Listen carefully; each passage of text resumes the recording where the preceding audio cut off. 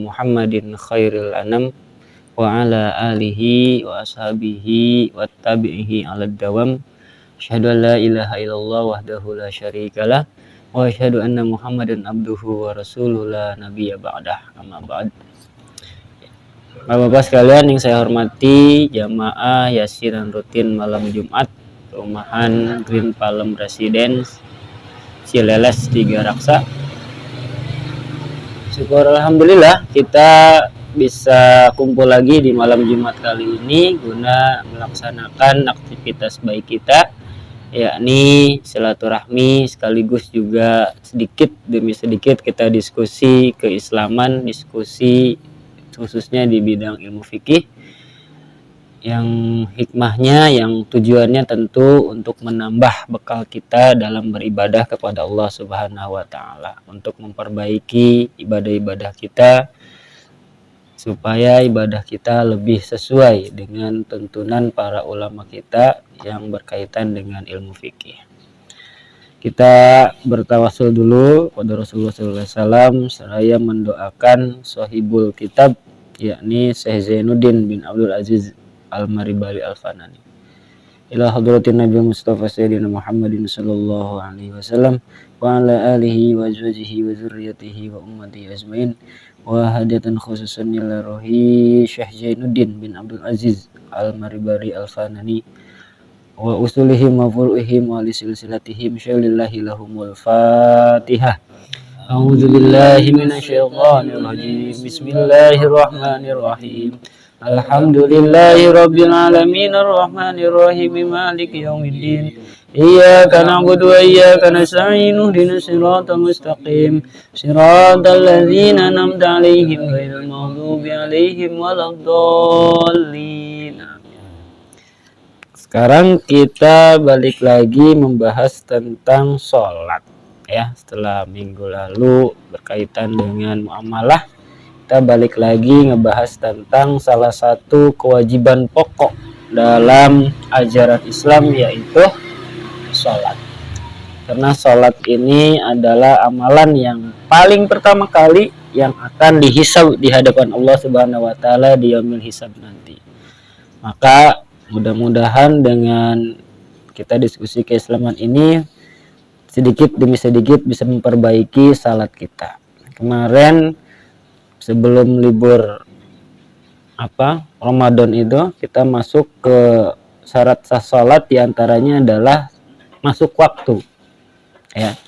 Jadi tidak sah salatnya seorang muslim kalau salat belum masuk waktunya atau sudah lewat waktunya.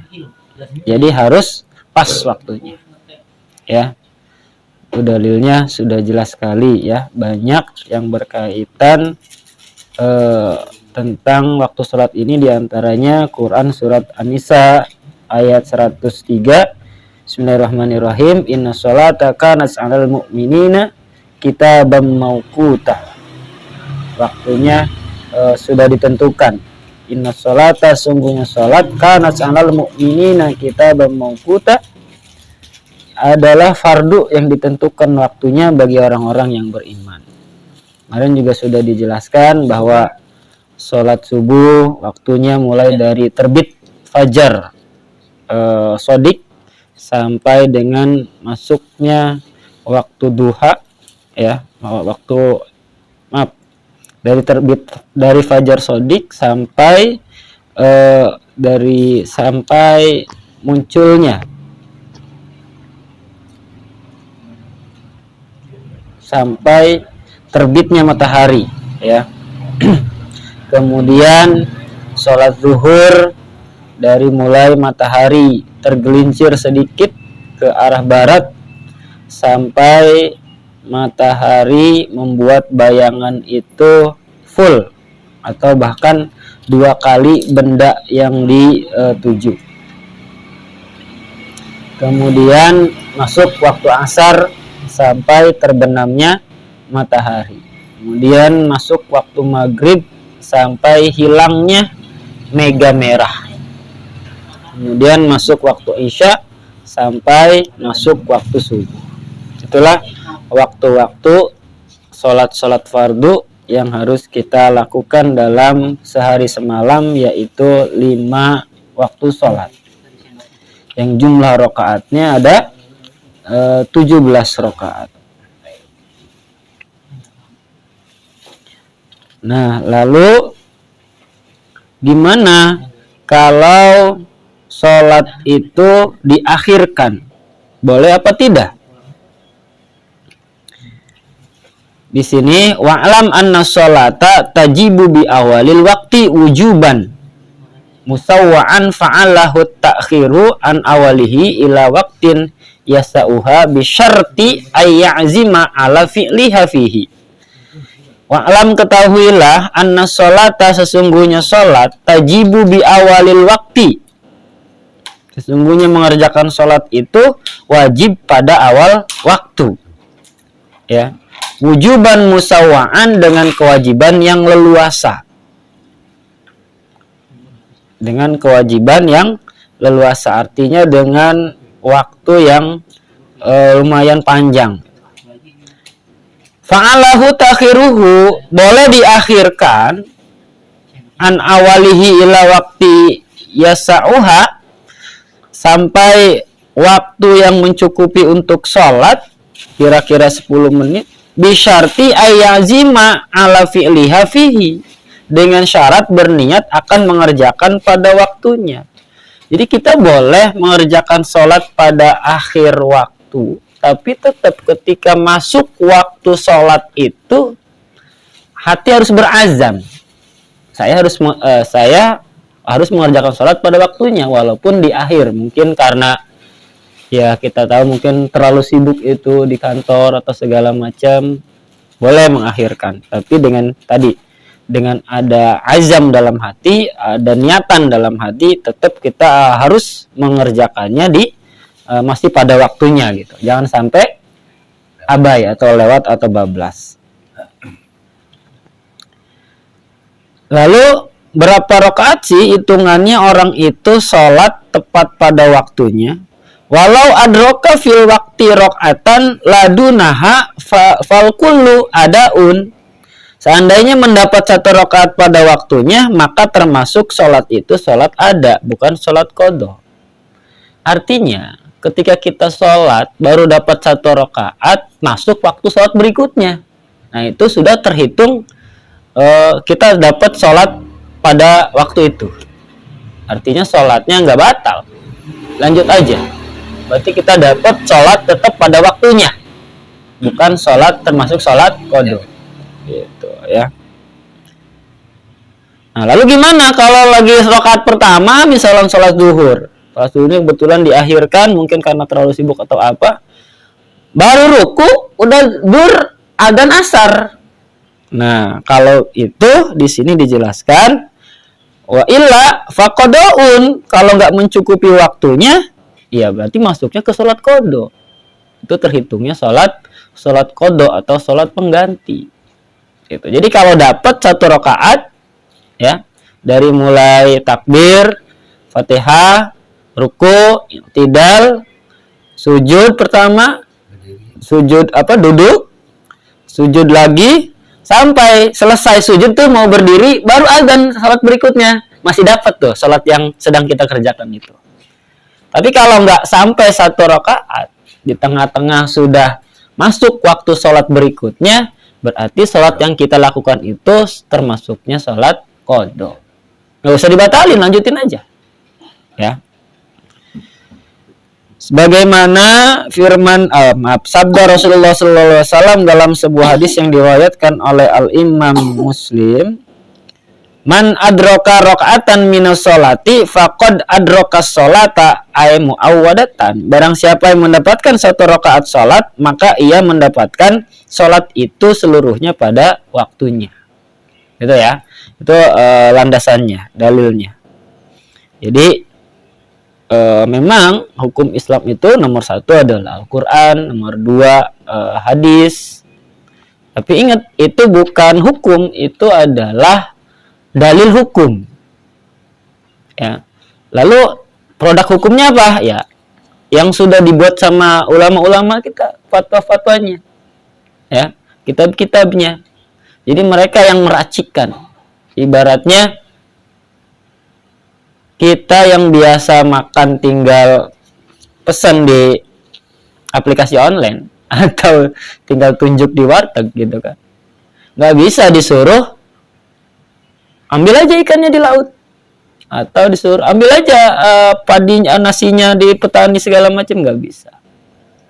Ya, tadi tuh ada ulama ahli tafsir, oh ternyata ayat ini berkaitan dengan ini. Ada ulama ahli hadis, oh hadis ini kaitannya dengan hukum ini. Nah, nanti dari para ulama itulah lahir fan yang namanya ilmu fikih. Nah, di ilmu fikih itulah yang sudah menjadi produk hukum. Nah, kita sebagai muslim tinggal ngikutin aja, tinggal nyuap, tinggal makan aja. Nggak usah capek-capek ngolah lagi sebenarnya. Ya. Makanya kalau ada sebagian yang bilang kelompok, udah kembalikan saja kepada Al-Quran dan hadis, siapa dulu kita kapasitasnya sebagai apa? Kita itu cuma tinggal makan, nggak bisa kita suruh mancing dulu ke laut, bisa masuk angin itu. Artinya kapasitas keilmuan kita nggak ada. Ya. Sedangkan untuk memahami Al-Quran itu luar biasa banyak alat-alatnya. Bukan cuma terjemah, tapi mulai dari asbabul nuzulnya, ya, kemudian ayat yang kan di Al-Quran itu banyak ayat yang global, banyak ayat yang nasakh mansukhnya, itu luar biasa, harus diperdalami lagi. Nah, kita udah jadi nih produk hukumnya fikih, ya udah kita tinggal pelajari, laksanakan, itu aja. Lanjut. Oke, yang berikutnya, fa illam yabqa minal waqti ma yasa'uha, bila waktu yang tersedia tidak mencukupi untuk memulai sholat, aw kana jum'atan lam yujiz maddud, atau pada sholat Jumat tidak boleh memanjangkan bacaan sholat, tidak disunahkan hanya mengerjakan yang rukun saja untuk mendapatkan semua rakaat pada waktunya. Oh, yang atas ini kelewat, maaf. Naam, lau syara'a fi ghairil jumu'ati, kalau mengerjakan sholat pada selain sholat Jumat. Wa qad baqiya ma yasa'uha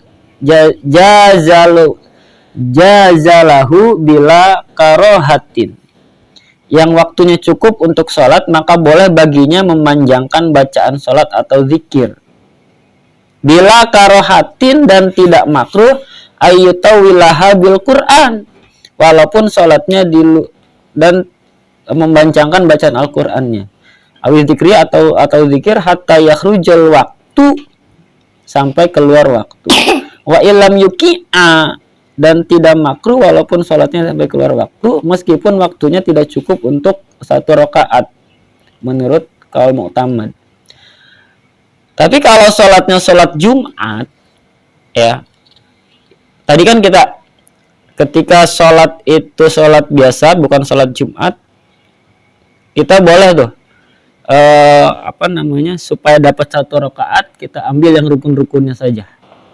Tapi ketika kasusnya sholat Jumat, ini bareng-bareng, sholat Jumatnya di akhir waktu, mungkin kalau di kita mungkin nggak adat kayak gitu ya. Kita sholat Jumatnya alhamdulillah di awal-awal waktu. Mungkin ada sebagian daerah yang seperti itu. Yang waktunya pendek, Pak. Yang waktunya pendek bisa jadi. Atau bisa jadi juga mungkin karena bertepatan dengan Idul Adha misalkan, paginya ya kan repot motong segala macam sampai waktu sholat Jumatnya diakhirkan. Nah, ketika kasusnya sholat Jumat, walaupun rakaatnya itu melebihi waktunya, maksudnya ketika di tengah-tengah rakaat pertama sholat Jumat duhur masuk waktu sholat asar, itu tetap dapat 1 rakaat itu. Yang penting pada saat takbir, ya, itu masih di takbiratul ihram di waktu salat zuhur tadi, waktu Jumatnya. Itu. Nah, far'un sebuah cabang, yundabu ta'jilu sholatin, disunahkan menyegerakan sholat pada awal waktunya. Walau isya'an, walaupun sholat itu sholat isya. Berdasarkan hadis Nabi, afdalul a'mal sholatu li awali waktiha. Sebaik-baiknya amal, utama-utamanya amal, yaitu sholat pada awal waktunya. Tapi watakhiruha an awalihi. Meskipun demikian, sunnah mengakhirkan sholat dari awal waktunya. Nah, tapi pada kasus tertentu, itu justru sunnah mengakhirkan sholat. Kan konteks awalnya, hadis awalnya, afdalul a'mal sholatu as-sholatu li awali waktiha. Sebaik-baiknya perbuatan amal ibadah adalah mengerjakan sholat pada awal waktu. Watakhiruha an awalihi. Nah, tapi disunahkan mengakhirkan sholat dari awal waktunya dengan syarat. Jangan sampai sini doang nih ininya. Nanti tabrakan nih ya. Kalau bacanya cuma sampai sini titik, udah tabrakan nanti nih. Tapi ada penyebabnya. Kenapa? Litayakuni jama'atin asna'ahu. Kalau kita yakin ada jamaah pada tengah-tengah waktu, selama wa in fuhisat akhiruhu malam yadikil waktu lidhanniha, selama tidak sampai sempit waktunya. Nah, tetap di sini ada catatan, tetapi mengakhirkan sholat itu kurang baik. Jadi kita boleh atau bahkan sunnah hukumnya, sebagian ulama menghukumi bahwa mengakhirkan sholat pada waktunya dengan catatan kalau kita yakin nih, biasanya ada yang datang ke masjid atau ke musolanya itu akhir waktu tuh. Ya, kalau ada sekelompok orang yang sholatnya akhir waktu, kita mengakhirkan sholat boleh tuh. Ya, tapi kalau nggak ada, biasanya sholat jamaahnya cuma satu gelombang, ya jangan kita akhirkan. Kita ikut gelombang itu di awal waktu. Tapi kalau kita yakin biasanya di masjid ini ada sekelompok orang yang sholatnya di akhir atau di tengah-tengah waktu zuhur misalkan, itu kita disunahkan. Ya, mungkin kalau kita kondisinya lagi sibuk banget gitu kan. Kalau kita biasanya ngajak temen, sholatnya jamaah, mungkin karena waktunya juga, walaupun waktunya sudah di akhir-akhir. Yang kedua, wal jama'atul qalil awal waktu wal jama'atul qalil. Nah, yang kedua, menyangka ada jamaah bila tidak terlalu akhir menurut adat. Jadi kalau kita prasangka kita bahwa nanti di akhir itu ada orang yang sholat, ya, kita boleh mengakhirkan sholat itu. Tapi jangan terlalu mepet masuk ke waktu asar. Ya, kira-kira kalau sholat duhur ya jam 2-an lah gitu kan. Kita yakin tuh jam 2 itu masih ada orang yang mau sholat berjamaah di masjid atau di musola kantor, ya boleh kita sholatnya ikut jamaah yang terakhir itu. Nggak jadi masalah.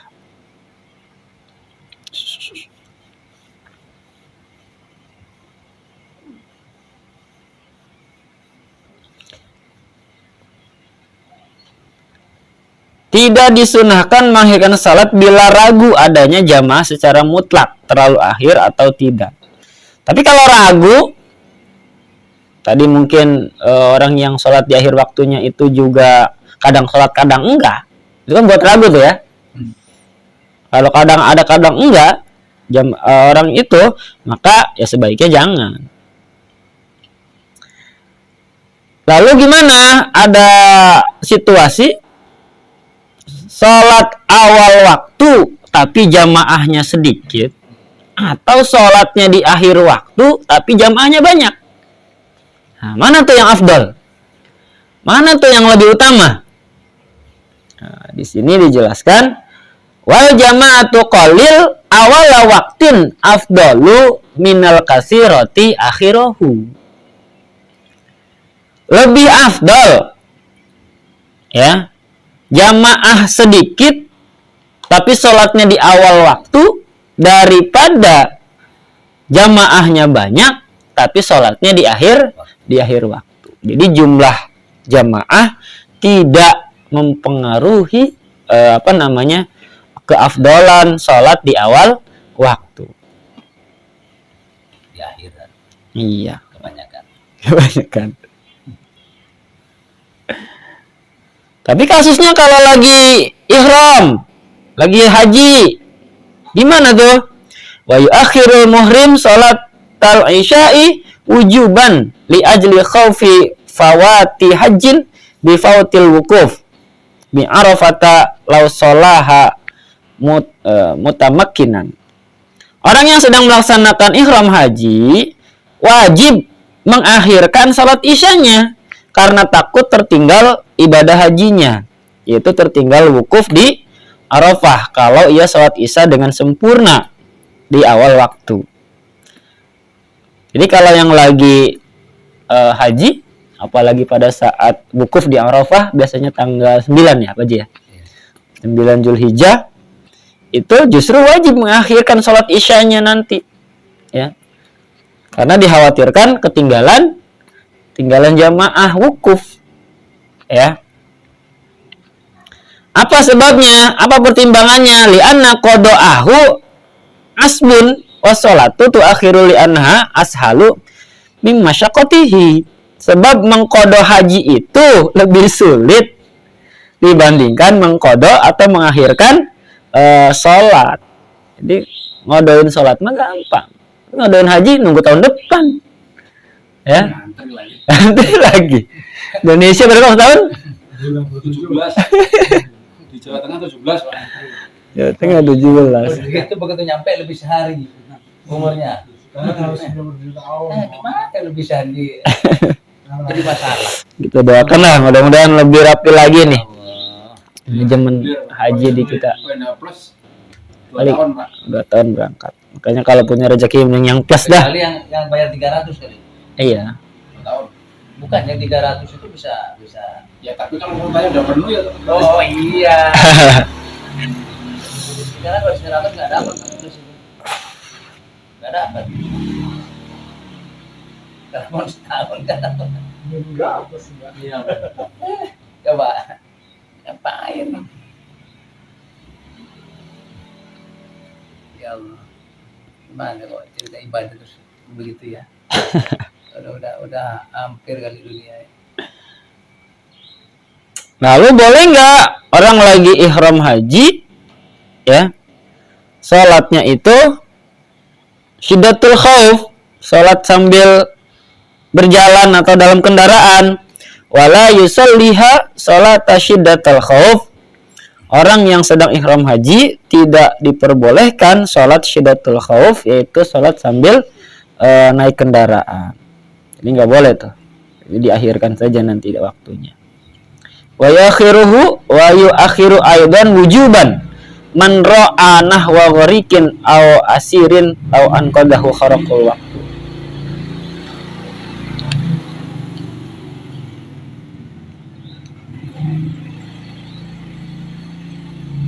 Nah, jadi kita juga boleh ngakhirin waktu nih, ya, untuk nolongin orang yang berusaha menyelamatkan nyawa seseorang. Misalkan ada orang mau tenggelam, gitu kan.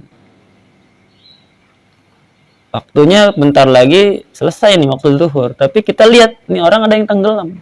Kalau kita tolongin, waktu sholat kita hilang. Nah, kalau itu diperbolehkan tuh. Ya, atau kita sholat di akhir waktu. Diperbolehkan kita nyelamatin nyawa orang tersebut. Dengan pertimbangan tadi, nyawa orang kalau hilang susah gantinya. Ya. Sholat di akhir masih dapat. Gawe damkar ya. Bisa jadi ya, mungkin orang yang tenggelam gitu ya, orang yang kebakaran. Walaupun waktu sholatnya sampai habis diperbolehkan. Apa sayang? Pulang Bisa, gitu? bisa. Sana? Oh bisa? Kami? Ya, Enggak. bisa aja ya. Udah. Nih, Udah ini dia. Nah, itu beberapa apa ya, situasi-situasi yang ada yang mungkin kejadian dalam perkara mengakhirkan atau mengawalkan sholat kita di waktunya itu. Mungkin sampai situ dulu lah pertanyaan. Ada? Pak Thomas? Oh, mandi wajibnya masih jauh ini Pak Thomas. Saya pernah ngaji Pak. Iya. Itu kalau khusus ya isya Hmm. itu jangan disegera-segerakan Ya. karena biasanya masuk sholat isya itu kan masih kadang-kadang masih ada bayang-bayang merah. Mm-mm. Dan itu kalau bisa itu sampai hilang dulu baru kita sholat. Iya. Itu kalau masuk di mazhabnya Hanafi ya. Ya. Tapi alhamdulillahnya di kita biasanya sholat isya itu benar-benar udah gelap. Pak Ji ya. Jadi mega merahnya itu memang kan konteks awalnya waktu isya itu masuk ketika mega merah itu sudah hilang. Iya. Nah dari maghrib sampai mega merah itu hilang, kira-kira berapa menit sih sekarang? Kayaknya setengah jam doang udah hilang kali ya. Kita kayaknya ya. kalau sekarang kita kan kalau nunggu adzan aja. Nah, sepengamatan saya ya, mungkin kalau salah boleh dikoreksi. Waktu isya itu masuk, lihat ke langit itu emang udah gelap gitu. Nggak kelihatan lagi mega merah itu. Jadi ada jeda sekitar dari maghrib ke isya itu 1 jaman ya. 45 sampai 1 jam. Mas. Kalau sama-sama waktu Indonesia Barat ya kan. Kalau sama di Jawa Timur sama Jakarta beda. Iya. Ya, itu aja udah. Bagaimana bisa Ya, alhamdulillahnya kita terbantu sama teknologi yang namanya jam itu. Mungkin konteksnya di zaman dulu sering kejadian kayak gitu kan. Iya. Kan dulu kan memang patokannya benar-benar matahari gitu kan. Benar-benar apa namanya cuaca gitu. Yang kalau cerah mungkin bisa lebih lama meganya. Tapi kalau lagi mendung kan terhalang juga itu kan. Mari terus. Terhalang juga gitu. Itu kok gak isa-isa Nah, nih. berarti konteksnya itu ihtiyat, berhati-hati. Jangan sampai sholat itu belum masuk waktunya. Gitu. Itu konteksnya mengakhirkan sholat isya dengan apa pernyataan yang tadi itu. Ya. Bahkan kemarin di pengajian Ustadz Ikhwan itu dengan tegas ada satu hadis yang bilang bahwa sholat yang paling berat itu adalah isya dan subuh, dan itu harus dilakukan secara berjamaah. Kalau nggak berjamaah udah termasuk kategori Kafir. orang munafik. Ya munafik, orang munafik. Nah, ya jadi untuk melihat kadar apa namanya mungkin apa ya, ke kafahan Islam seseorang itu salah satunya dilihat dari situ. Jadi ketika sholat subuhnya tidak berjamaah itu kan konteksnya boleh di mana aja sebenarnya, nggak mesti di masjid. Antara sholat subuh dan sholat isya itu masuk ke salah satu ciri orang munafik. Jadi konteks hadis ini asbabul wurudnya ya pada waktu di Madinah kan banyak orang-orang munafik ya. Orang-orang Madinahnya banyak orang yang munafik, terutama pribuminya pada saat itu. Nah itu mereka ngaku di mulutnya beriman, tapi hatinya mungkin nggak bisa ditebak gitu. Nah untuk mengidentifikasi orang-orang seperti itu, maka Rasul melihat caranya seperti itu.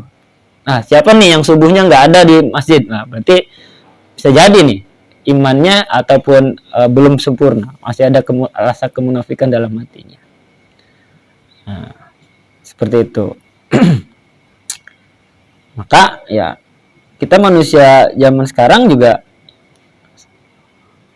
harus ngikutin hadis tersebut. Jadi kalau sholat subuh berjamaah, sholat isya juga berjamaah, gitu kan. Tapi mungkin untuk sebagian orang yang baru belajar tentang sholat, nanti akan pola pikirnya, oh iya Islam ribet amat ya gitu kan. Orang sudah sholat rajin tapi nggak jamaah masih dicap munafik. Mungkin ini konteksnya untuk ya orang-orang yang sudah sholat 5 waktunya jalan gitu kan, tapi pengen naik lagi levelnya, naik level. Nah, salah satunya untuk menaikkan level itu adalah sholat berjamaah di 2 waktu yang tadi itu. Gitu. Ada lagi yang ditanyain? Pak Thomas? Apa nih? Jempol apa nih? Belum ada pertanyaan. Belum dulu.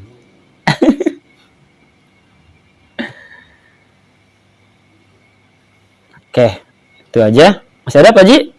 Udah. Pak Bilal? Cukup ya? Alhamdulillah. Alhamdulillah. Syarat yang berikutnya yaitu menghadap ke arah kiblat.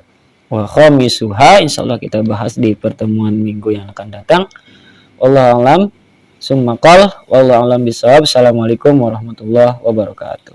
Waalaikumsalam warahmatullahi wabarakatuh. Alhamdulillah. Untuk Kak. Enggak. Besok mau ikut Abi nggak naik kereta? Enggak. Lagi punanya lagi